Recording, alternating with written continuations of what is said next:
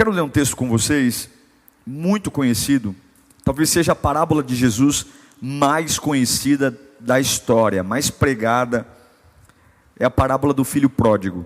E existem tantas lições importantes nessa parábola, que eu queria de verdade partilhar com você nessa noite de quinta-feira. Algumas pessoas costumam jogar para o além, quando elas se desviam, ou quando elas se entristecem. Eu já ouvi muita gente falar: pastor, me ajuda, eu estou perdido, eu não sinto mais nada, eu não vejo mais razão por estar na presença de Deus. São discursos muito comuns, né? É como se a gente falasse assim: olha, alguém veio até a mim e arrancou tudo que eu tinha de Deus. Isso é uma mentira. Nós vamos perceber na palavra que nós estamos onde escolhemos estar e sentimos o que nos permitimos sentir. Tudo que você não sente mais é porque de alguma forma você parou de se permitir sentir aquilo. Sobrevive quem você alimenta. Quando você para de alimentar algo, morre. E nós vamos hoje, essa palavra ela vai desmistificar alguns discursos que nós temos que aparentemente nos deixa confortáveis para justificar um esfriamento e uma queda. Vamos lá então, Evangelho de Lucas, capítulo 15, versículo 11 em diante. Evangelho de Lucas, capítulo 15, versículo 11 em diante, diz assim: Jesus continuou: um homem tinha 2 filhos. O mais novo disse ao pai: pai, quero a minha parte na herança. Assim ele repartiu sua propriedade entre eles.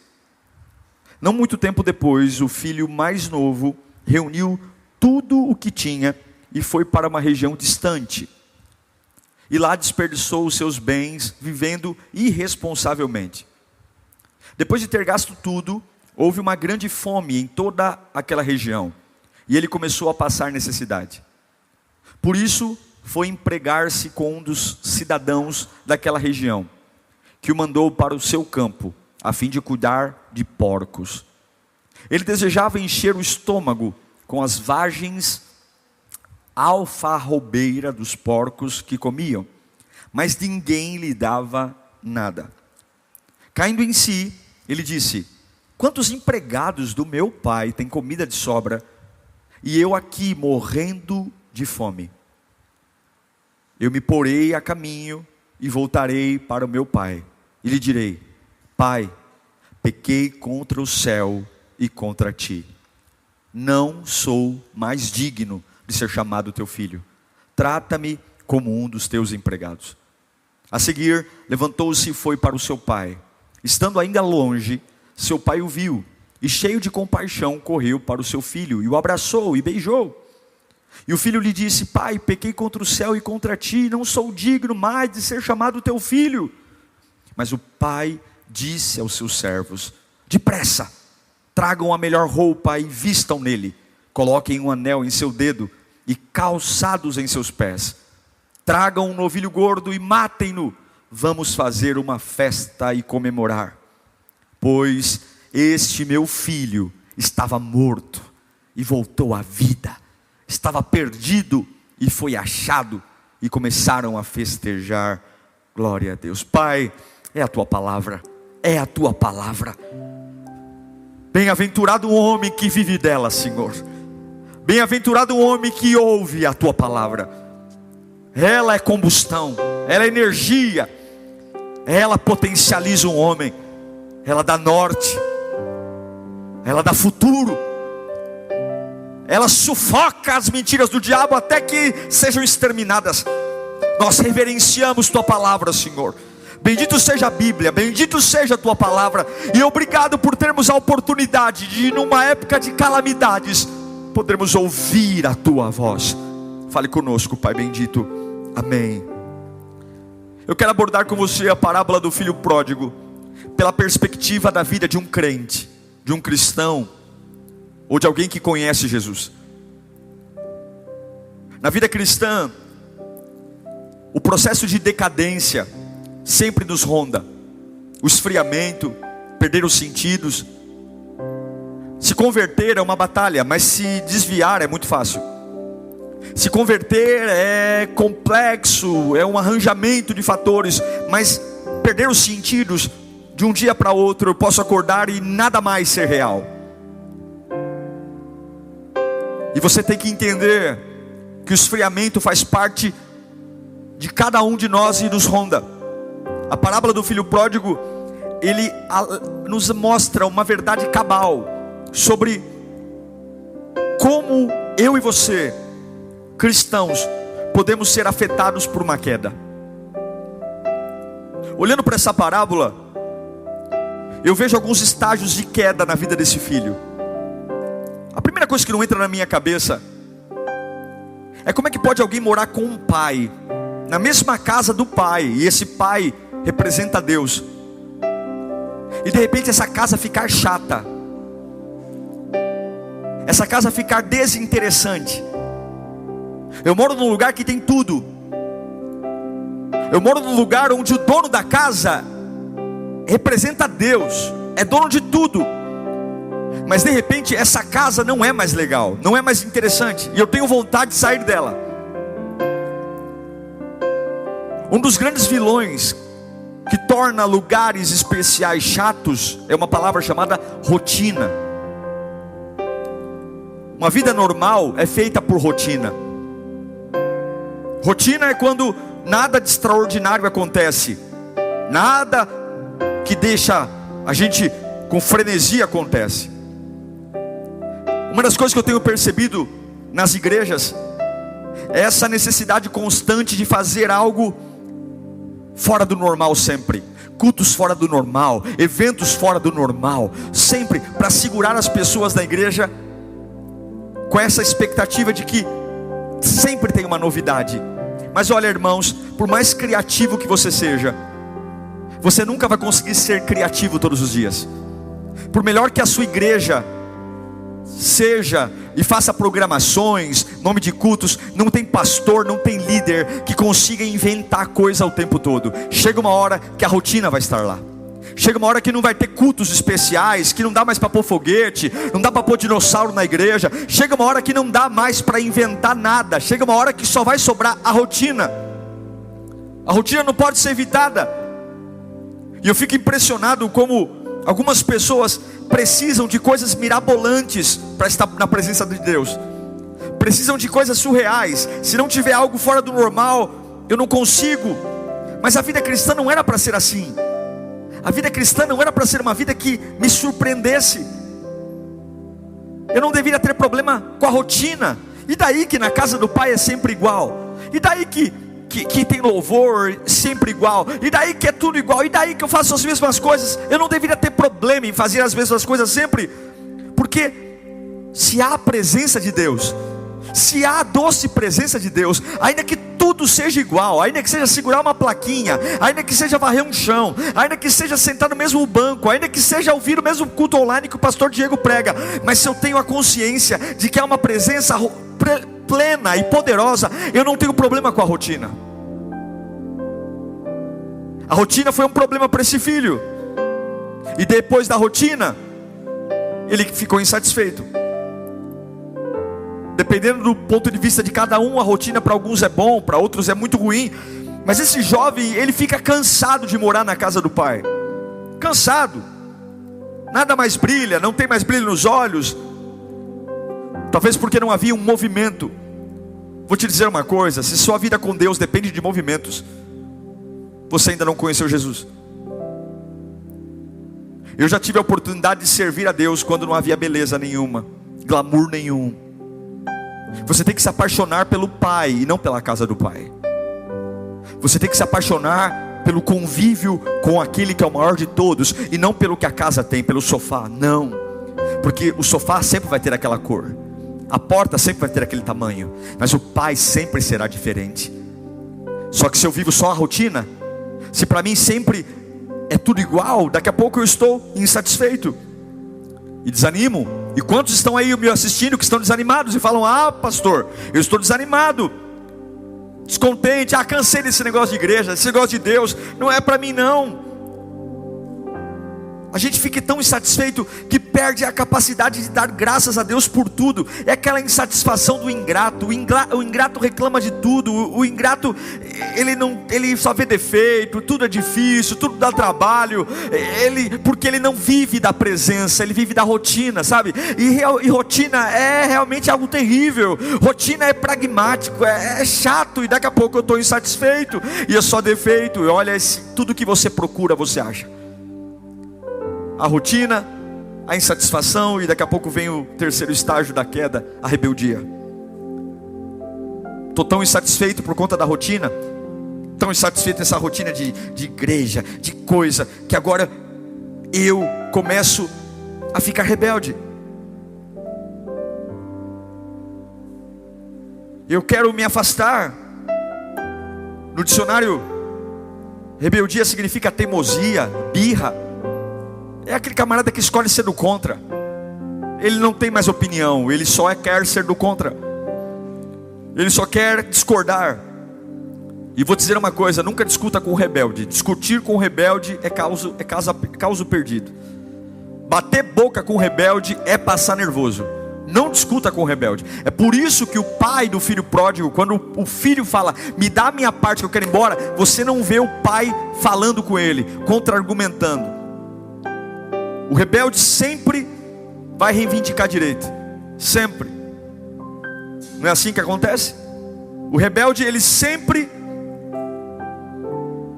está insatisfeito e ele quer direito. Ele quer. Para eu ficar, eu quero condições. Para me manter, eu quero condições. E o pai da parábola, ele não segura o filho. Olha, meu irmão, toma cuidado se você está vendo uma fase de rotina. Toma cuidado se você está vendo uma fase de insatisfação. E toma cuidado se você já não está na fase de rebeldia. Isso é caminho da queda. Depois da rebeldia, o que acontece com o filho pródigo? Ele se rebela, porque pedir a herança para um pai vivo é rebeldia. Ele se distancia do pai. Ele pega o que é dele e se distancia. Porque o rebelde, ele quer se distanciar, porque ele não quer estar perto de alguém que o confronte. O rebelde quer ir embora. A Bíblia diz que o filho pródigo pega a parte dele e vai para uma região distante. Rebeldes são sempre assim. Se afastam de pessoas que têm bom senso. Rebeldes se afastam de pessoas que podem trazer a razão aos fatos. Ele quer estar do lado de gente que é tão rebelde quanto ele. Foge da verdade. Assim como esse filho vai embora, para que o pai não influencie mais. Tome cuidado se você não está vendo uma fase de distanciamento. Uma fase onde você está se afastando de pessoas que podem trazer o bom senso. Lembrar a você que orar é importante. Lembrar a você que adorar é importante. Toma muito cuidado se você não está se afastando da casa do pai e indo para lugares distantes, onde todos aqueles que você está encontrando não remetem você a uma fé cristã, a uma fidelidade a Deus. Tome muito cuidado, porque isso é processo de queda. Quais são os seus amigos que te inspiram a orar? Quem são as pessoas que convivem com você, que te inspiram a buscar a Deus, a ter uma vida em santidade? E esse jovem se distancia. Olha o processo de queda: rotina, insatisfação, rebeldia, distanciamento. E agora é o processo da ignorância. É a ignorância total. Ele se torna estúpido. É uma burrice. Ele é rico. Ele levou 50% da fortuna do pai. E a Bíblia diz no versículo 13 que ele gasta tudo que tem de forma dissoluta. É uma ignorância. Ele não gasta investindo numa propriedade. Ele não gasta fazendo um curso. Ele não gasta o dinheiro melhorando sua vida. Não, ele gasta com prazeres fúteis. Ele gasta. Assim como muitos estão dizendo: eu estou cansado de servir a Deus, eu estou cansado da igreja. Mas gasta energia com coisas que não agregam. Maratonam em séries, bebem, fumam, se afastam. A ignorância se instala na cabeça do filho pródigo, ao ponto de que ele gasta toda a sua fortuna e se torna alguém desgraçado. Ele não percebe. Enquanto ele está gastando o dinheiro, ele não percebe que o pai o ama. Ele não percebe, é uma ignorância. Ele vai gastando dinheiro com mulheres e não percebe que a casa do pai abriga ele. Ele vai gastando dinheiro, é uma paixão cega. Tome cuidado com as paixões cegas, meus irmãos. Tome cuidado, porque as emoções nos traem. As emoções nos traem, elas fazem aquilo que a gente quer ser algo tão necessário e não é. Ele fica tão cego pelas paixões, pela queda, que ele esquece que a vida dele é uma desgraça. Ele esquece do amor.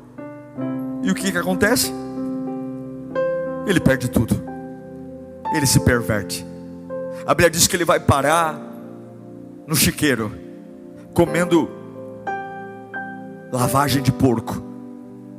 Isso é algo infreável. Sabe o que é triste, irmãos, no processo de queda? É que todo mundo vê, menos aquele que está caindo. E que bom que eu estou pregando essa palavra para você hoje. Que você tenha humildade para acordar enquanto você não vai parar no chiqueiro. Não importa o que estágio você esteja. Se for algo infreável, freie agora. Esse jovem não conseguiu frear, foi algo infreável. O rapaz dessa história, ele foi tão libertino, ele foi tão que ele perdeu tudo: dinheiro, dignidade, senso comum, até a própria razão, porque essa é a queda. E como é que começou a queda, irmãos? Começou quando eu estava dentro da casa do Pai, e a rotina foi maior do que Deus. Se você gosta mais de cantar do que Deus, você vai cair. Se você gosta mais de servir na igreja do que Deus, você vai cair. Se você gosta mais de fazer uma tarefa na igreja do que Deus, você vai cair. Se você gosta, eu quero ser um pastor, e você quer mais um título do que Deus, você vai cair. Se você quer mais fazer amigos da igreja do que Deus, não tem como. A beleza da casa do Pai é o Pai. A beleza da casa do Pai é a presença do Pai. Se eu perco o Pai de vista, a casa é igual sempre, a igreja é igual sempre. Não dá para trazer um dinossauro sempre, não dá para trazer um Batman sempre, não dá para fazer cultos glamurosos sempre. Porque o que torna um culto especial não é o nome do culto, não é a banda que toca, não é a eloquência do pastor. O que torna um culto especial é o Pai. É o Pai, é o cheiro do Pai, são os olhos do Pai, é a voz do Pai. E pode ser que a igreja seja muito simples, pode ser que minha casa seja muito simples, posso morar num cortiço, mas a beleza da casa é o Pai. Esse jovem se perdeu, porque ele sabia quanto a casa valia, e é por isso que ele perde o dinheiro. Ele perde o dinheiro, ele sabia a cor da casa, ele sabia a herança, mas ele deixou de contemplar o tamanho do Pai. Tome cuidado, porque o fundo do poço espera aqueles que se afastam de Deus. Tome cuidado. Essa parábola nos mostra que esse jovem foi comer comida de porcos.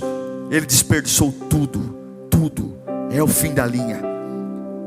Todos aqueles que estão num processo de queda param no fundo do poço. Eu poderia terminar essa palavra aqui e dizer para você que acabou. Que se você viu Deus, ou esqueceu de ver Deus, entrou numa rotina, e da rotina a insatisfação, da insatisfação a rebeldia de começar a achar que você tem direito, e dos direitos você se distanciou, e do distanciamento você foi um baita ignorante, esqueceu tudo, se perverteu e foi parar no fundo do poço. Eu poderia dizer para você que se o seu Deus fosse um homem, você estaria perdido. Mas Jesus está aqui, aleluia. Jesus está aqui, Jesus está aí, Jesus está vivo, Jesus está perto. E você que está me ouvindo agora e talvez está chorando, dizendo: puxa vida, como eu fui um tolo, como eu fui um tolo. Esse jovem foi um tolo e nós somos um tolo. Eu vou te mostrar que existe sim na vida do homem um processo de queda, mas pode ter sim um processo de ascensão. A Bíblia diz no versículo 17 que há um despertamento. O versículo 17 diz que o jovem caiu em si. Ele acordou, ele caiu em si. Uma pena que ele estava no fundo do poço. Uma pena que quando ele caiu em si, já tinha perdido toda a dignidade, todo o dinheiro. Mas ele caiu em si.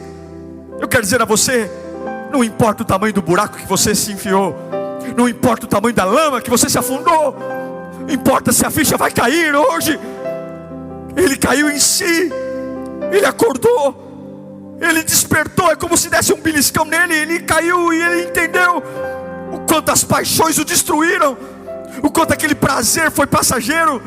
Enquanto o sexo estava lá, a droga estava lá, aqueles amigos. E a Bíblia diz que quando ele perdeu tudo, os amigos foram embora. Porque é assim que o diabo faz. Ele estende o lençol para você fazer bobagem atrás. E quando você está no meio da bobagem, ele arranca o lençol para você ser exposto. Satanás, ele não tem compromisso com a sua vida, ele tem compromisso com a sua morte, com a sua desgraça. E quando ele arrancar tudo de você, ele vai deixar você só. Mas a Bíblia diz que esse jovem caiu em si. O primeiro passo para se levantar da queda não é fazer amigos. Você não precisa de amigo, você não precisa de igreja, você não precisa de campanha, você precisa cair em si. Você não precisa, qual é o curso, pastor? Qual é o curso? Você tem que cair em si. Se você vier para a igreja e não cair em si, você não se levanta. Se você fizer curso e não cair em si, pode fazer Lírio Play, CDV, pode marcar gabinete comigo, pode fazer campanha. Se você não cair em si, se você não tiver a consciência de que você foi um tolo, de que eu e você fomos um tolo, que nós desprezamos a presença de Deus, que se nós não cairmos em si, nós não voltamos. O primeiro passo é cair em si, mesmo ainda na lama, mesmo ainda entre o chiqueiro. É cair em si mesmo com um casamento arruinado. É cair em si mesmo sem ter nenhuma melhora. Alguns falam assim: pastor, se Deus me ajudar eu me levanto. Não!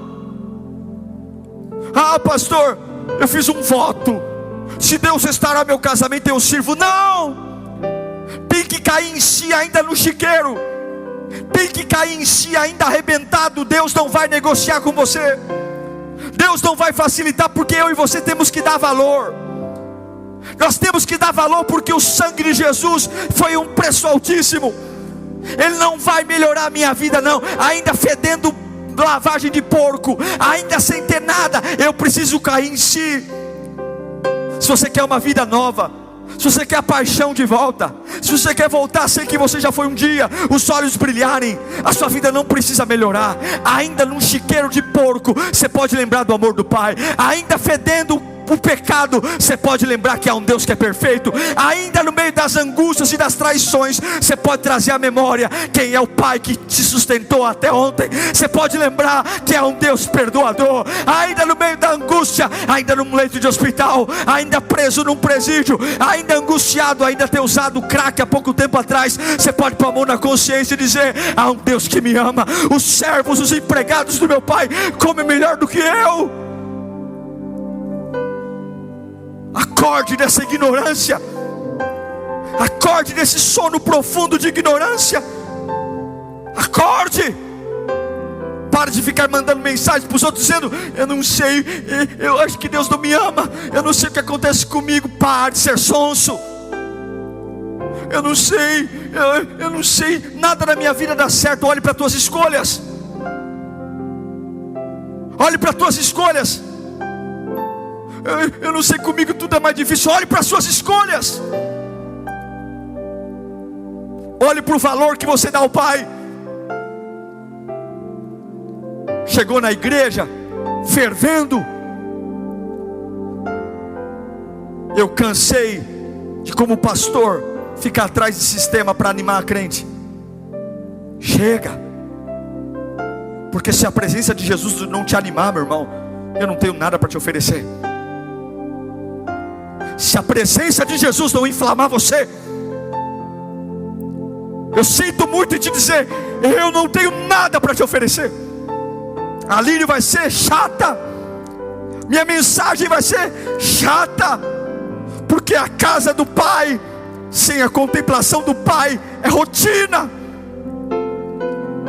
E quantos estão nessa época de pandemia desviando, porque não conseguem vir à igreja, porque não conseguem fazer parte de uma escala? Quer dizer então, cadê o Pai? Esse jovem caiu em si, e ele desperta. Ele tem um planejamento. Qual é o planejamento dele? Ele fala o seguinte: olha, eu pisei na bola, mas assim, eu estou tão mal, que os empregados da casa do meu pai vivem muito melhor do que eu vivo agora. Então eu vou voltar para a casa do meu pai e vou pedir para ele me receber como um dos seus empregados. Veja, no processo de queda, eu quero ter direito. Pai, me dá minha parte da herança. Pai, me dá minha parte da herança. Mas o processo de ascensão é: eu vou voltar para a casa do meu pai, e eu quero que ele me aceite como um empregado. O teu coração diz se você está caindo ou subindo.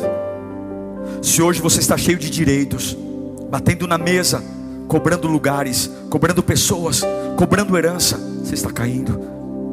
Agora, se você, para estar na casa do Pai, você fala: olha gente, eu queria muito estar ali, ó, mas se não der para eu estar ali, o cantinho que vocês me arrumarem, eu estou aí.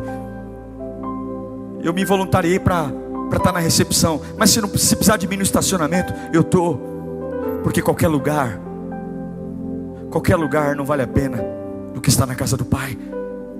Ele se perde pedindo dinheiro, mas ele volta para a casa do Pai dizendo: eu quero ser um empregado lá, porque eu prefiro ser um empregado na casa do Pai do que um milionário fora dela. Como está seu coração hoje? Quanto de orgulho você está subindo ou está descendo? Baixa o nariz, joga teus direitos no lixo, aceite arrepender-se.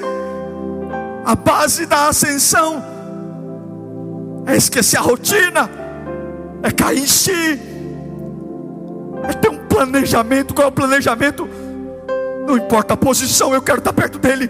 Se der para ser voluntário, é você. Se der para fazer curso, é você. Mas eu quero estar perto dele, porque é ele que muda a minha vida.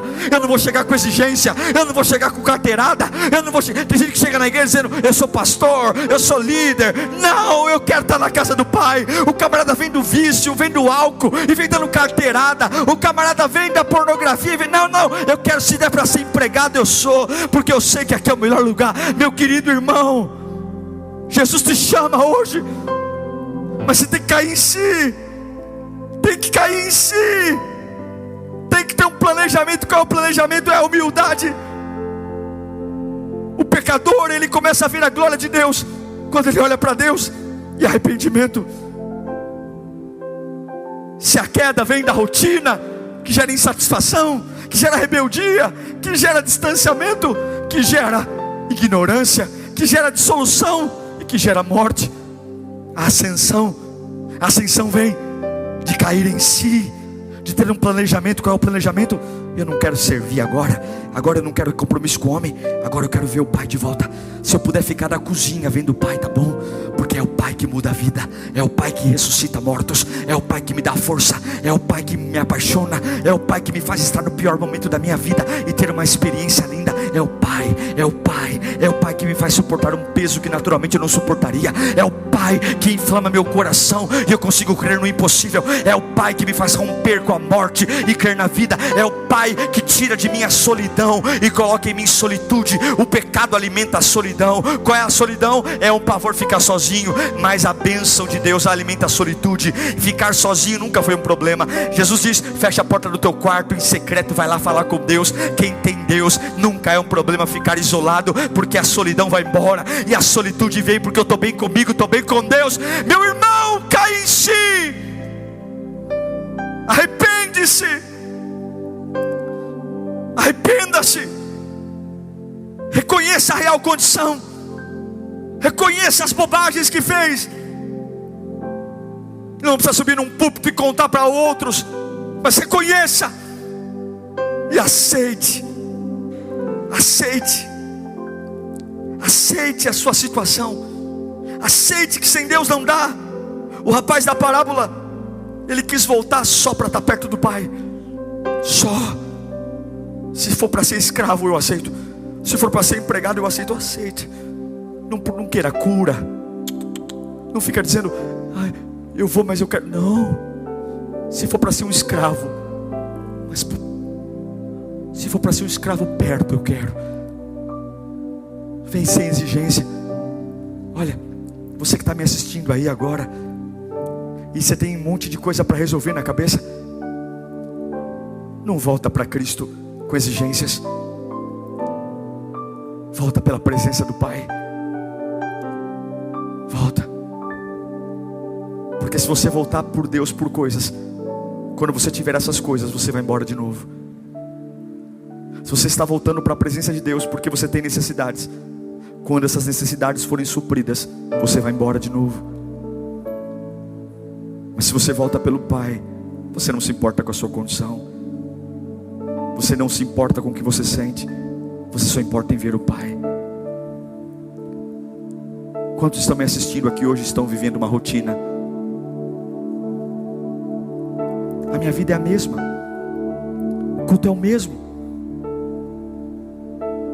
é sempre o pastor Diego que está pregando aqui. O livro é o mesmo. E por que eu leio a Bíblia? Mesmo sabendo tudo que a história está me contando. Porque o Pai está nela. E a Bíblia se torna o livro mais lindo do mundo, porque o Pai está nele. Se o Pai não estivesse nesse livro, eu nunca mais leria ele de novo. A gente lê o livro e põe na prateleira. Por que a Bíblia não vai para a prateleira? Por que a Bíblia não é aposentada, mesmo eu lendo histórias que eu já conheço como acabam? Por que cada leitura é algo novo, é algo encantador? Porque o Pai está nela. Se você perder a noção do Pai, as coisas vão ficar chatas, cansativas. Orar vai ser um problema. E aí entra aquela palavra: eu tenho que fazer, eu tenho que ir, eu tenho que ir. Ah, meu irmão, e eu tenho que ir, o diabo ganha de lavada. O pecado é muito mais saboroso do que eu tenho que ir. Se você não se apaixonar por Deus, a igreja vai ser uma chatice para você. Se você não se apaixonar por Deus, o pecado é muito saboroso. Se você não se apaixonar por Deus, é uma concorrência desleal, a igreja vai perder. Porque o que torna esse lugar especial é Jesus. Só Ele, só Ele. Ele cai em si. Ele tem um planejamento. E agora Ele age. O versículo 20 diz: levantar-me-ei. Eu vou me levantar. Ele não foi atrás de roupa. Alguns falam assim: agora eu vou buscar Deus. Agora eu vou parar de fumar. Eu vou parar de beber. Depois que não, venha como você está. Vem sujo mesmo. Vem fedendo ainda. Vem ainda com efeitos da cocaína, com efeitos da droga. Vem ainda, pastor, vem ainda com toda a sujeira. Vem.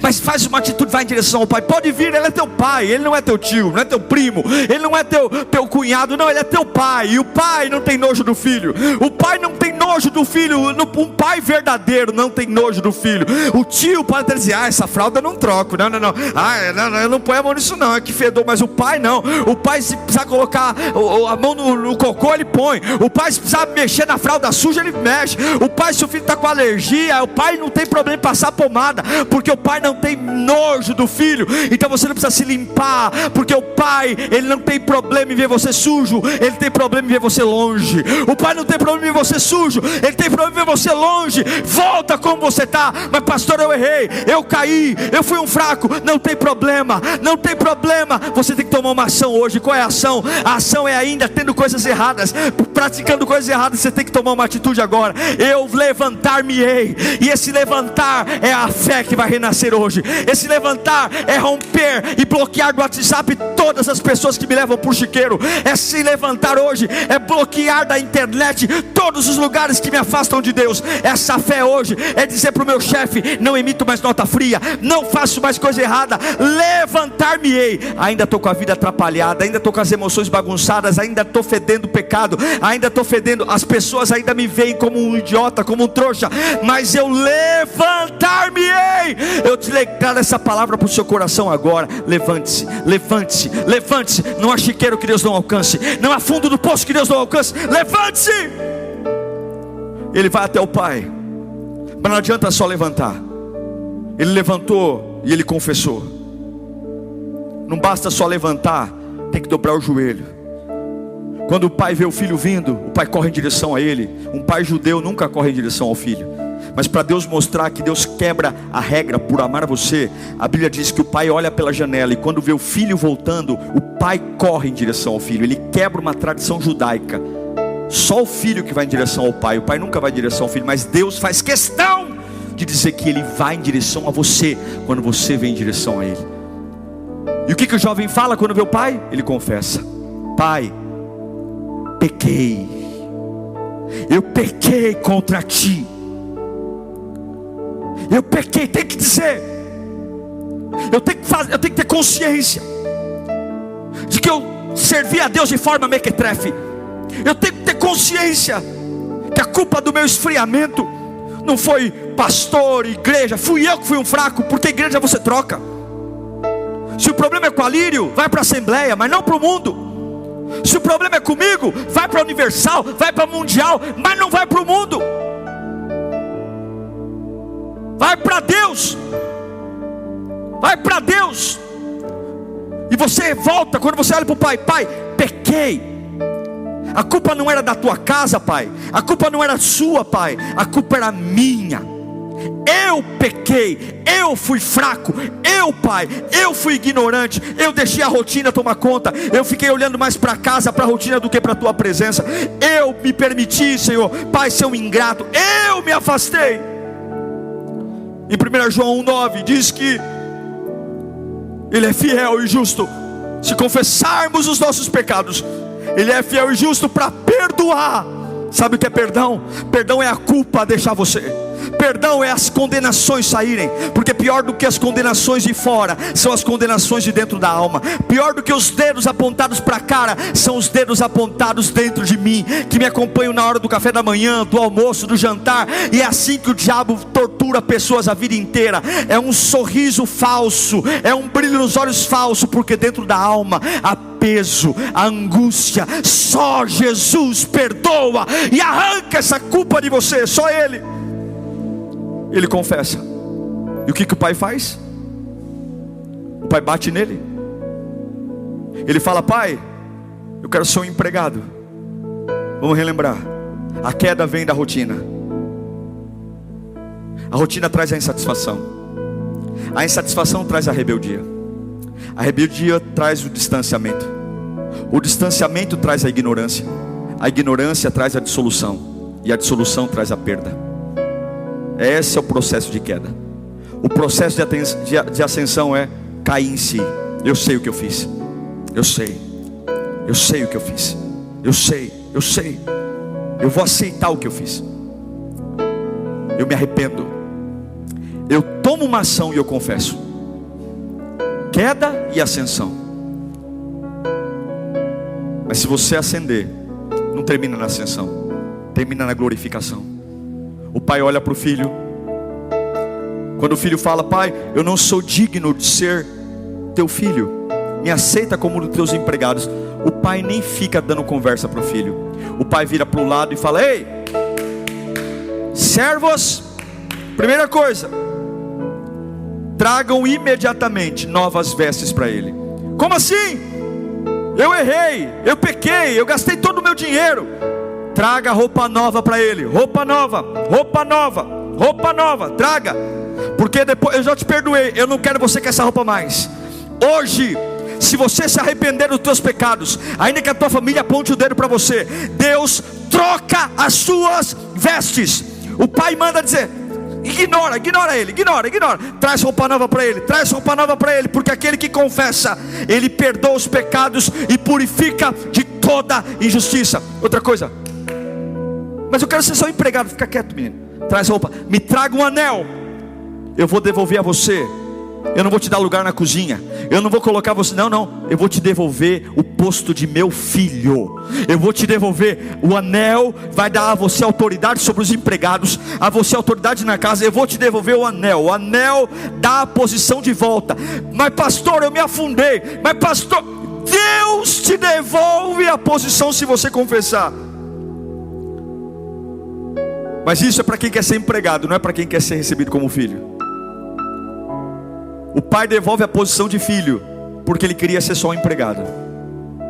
Se você quer voltar para Deus orgulhoso, querendo ser filho, você nunca vai ser. Humilhai-vos debaixo das potentes mãos do Senhor, e Ele vos exaltará.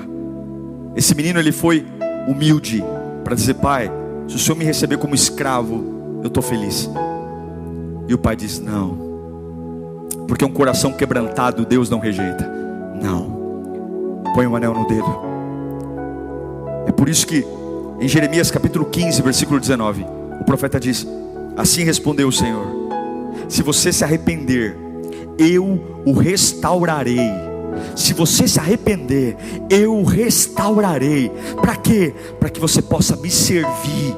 Se você disser palavras de valor e não indignas, será o meu porta-voz. Aleluia. Deixe esse povo voltar-se para você, mas não se volte para eles. Se você se arrepender, eu vou te restaurar, eu vou te usar de novo, eu vou te erguer de novo. Você vai ter voz profética, você vai ter os dons de volta. Se você usar as palavras certas e não ir pela boca do povo, eu vou deixar você ser meu porta-voz. Eu vou falar pela tua boca. Você vai entrar em lugares sombrios, eu vou te usar. O pai manda traz os calçados. Calçado significa proteção, amparo. E o principal, o pai fala: pega um novilho cevado, um novilho gordo, e nós vamos fazer festa. Porque aquele que se arrepende, não o que tem remorso, o que se arrepende, Deus não te humilha, Deus faz festa. Deus faz festa. O Salmo 51, versículo 8, Davi diz: faz-me ouvir de novo júbilo e alegria.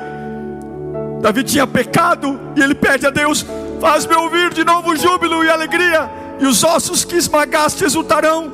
Versículo 12: devolve-me a alegria da tua salvação, sustenta-me com o espírito pronto a obedecer. Por que Davi diz isso? Porque ele pecou, ele errou, ele traiu, ele adulterou, assim como esse jovem. Mas é a graça de Deus no meio da minha sujeira. Esse é o poder que ninguém entende, esse é o amor que ninguém entende. Eu não valho nada, eu não tenho nada, mas eu vou me acender e Ele vai me glorificar. É o anel, é a veste, é a festa. Aceite a restauração. Vem para a casa do Pai.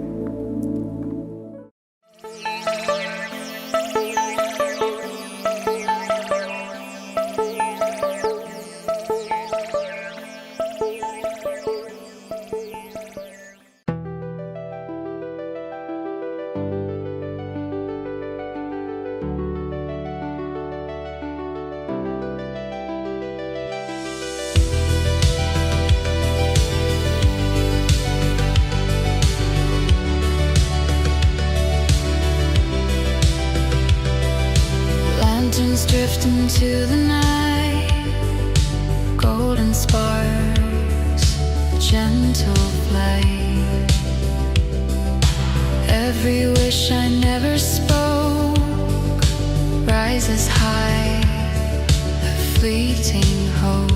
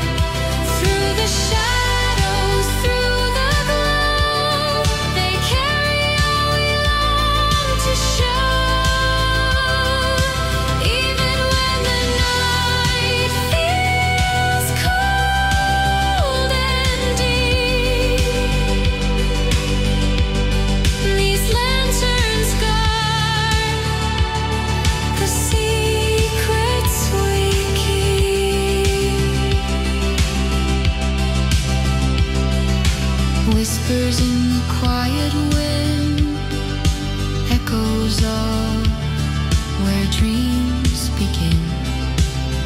Each flame a story, each spark a song, a fleeting